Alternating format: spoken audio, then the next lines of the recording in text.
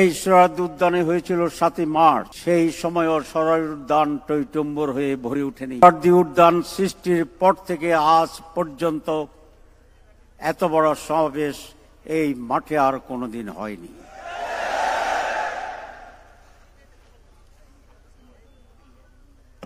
এখানে আইয়ুব খানের সমাবেশ হয়েছিল।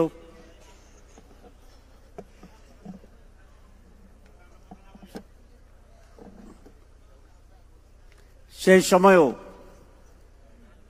সোহরাওয়ার্দী উদ্যানের আজকে যে বাউন্ডারি সেটি টইটুম্বর পরিপূর্ণ ছিল না। ইতিহাসের অনেক বড় একটি সমাবেশ এই সোহরাওয়ার্দী উদ্যানে হয়েছিল ৭ই মার্চ। সেই সময়ও সোহরাওয়ার্দী উদ্যান টইটুম্বর হয়ে ভরে ওঠেনি।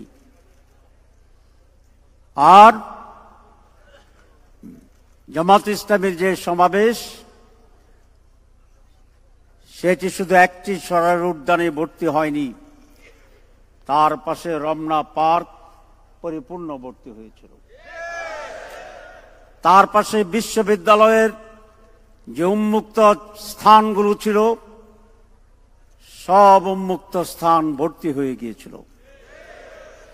তার সাথে টিএসসি থেকে শুরু করে ঢাকা মেডিকেল কলেজের চত্বর পেরিয়ে আরো অনেক বিস্তৃত জায়গা পর্যন্ত এই সমাবেশ ছড়িয়ে পড়েছিল। কি বলবেন? আলহামদুলিল্লাহ।